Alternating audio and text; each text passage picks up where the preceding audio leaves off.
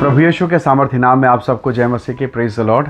आइए आज के मनन के लिए हम परमेश्वर के पवित्र वचन को निकालें। मेरे साथ दूसरा कुरिन्थी अध्याय 5 और उसका वचन 17 निकालेगा। यहाँ इस प्रकार से लिखा है, इसलिए यदि कोई मसीह में है तो वो नई सृष्टि है, पुरानी बातें बीत गई हैं, देखो सब बातें नई हो गई हैं। Praise the Lord, hallelujah.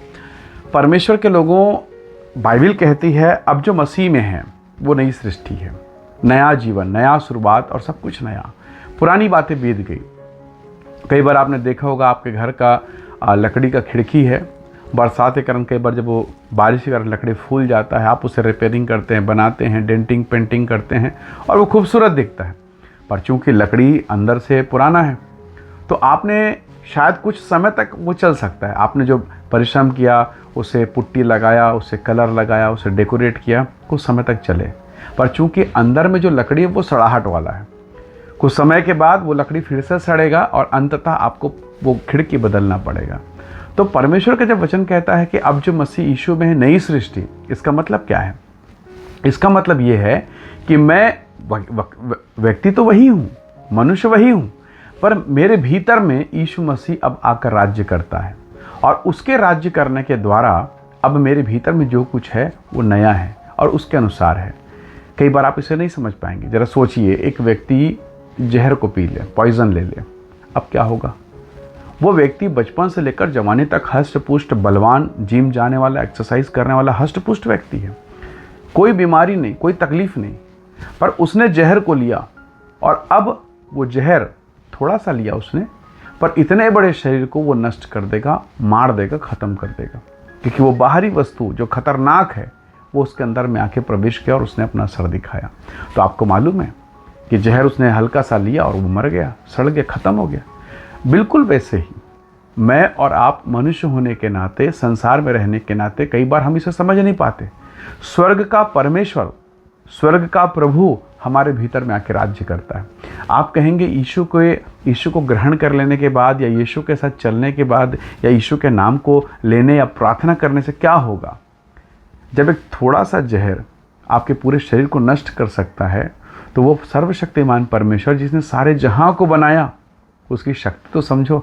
जब आप जहर की शक्ति पर विश्वास कर सकते हैं कि वो थोड़ा सा जहर पूरे शरीर को नष्ट कर देगा, मार देगा, ख़त्म कर देगा, तो आप परमेश्वर के सामर्थ्य कैसे कम आंक सकते हैं? वो परमेश्वर है, हालेलुया, सारी सृष्टि का रचयिता।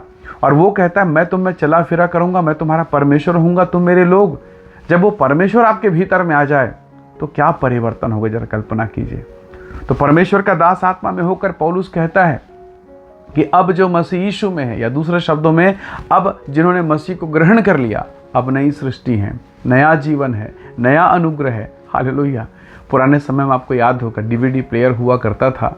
अगर आपने उसमें तमिल भाषा का गाना का अगर वीडियो या ऑडियो डाल दिया तो सब कुछ वो तमिल बजेगा।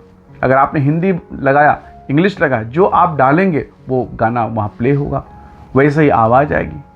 परमेश्वर के लोगों, अगर आपने मसीह को ग्रहण कर लिया है, स्वर्ग की सामर्थ्य, स्वर्ग की आशीषें आपके भीतर में प्रकट होंगी। आप चाहे जो भी हो, वो डीवीडी प्लेयर चाहे हिमाचल प्रदेश से खरीदा हो, चाहे छत्तीसगढ़ से खरीदा हो, या कन्याकुमारी से खरीदा हो, या उत्तर प्रदेश से खरीदा हो, उससे कोई मतलब नहीं कि डीवीडी कहाँ से, जो उसमें गया वो बचेगा।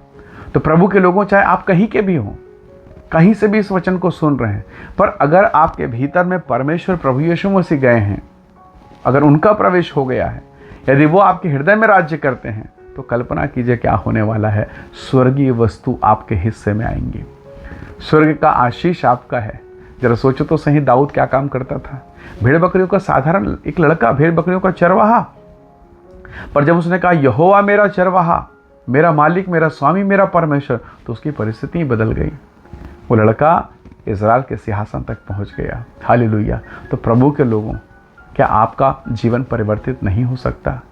क्या आपको लगता है कि परमेश्वर से आपके जीवन को परिवर्तित करना बहुत कठिन है? क्या आपको लगता है आपकी परिस्थिति को प्रभु बदल नहीं सकता? कभी नहीं। आपको भी मालूम है प्रभु कर सकता है, पर क्यों नहीं हो रहा है? क्योंकि मैं परमेश्वर को मौका नहीं दे रहा हूँ।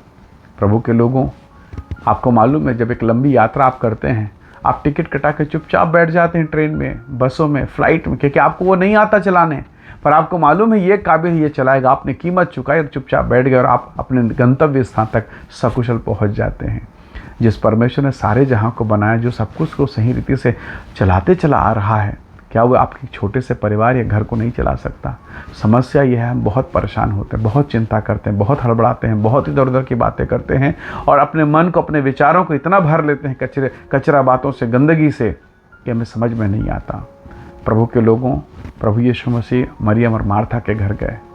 मार्था यद्यपि सेवा कर रही है पर घबरा रही है, चिंता कर रही है। यीशु मसीह ने कहा, मार्था तो क्यों घबराती, क्यों चिंता करती है?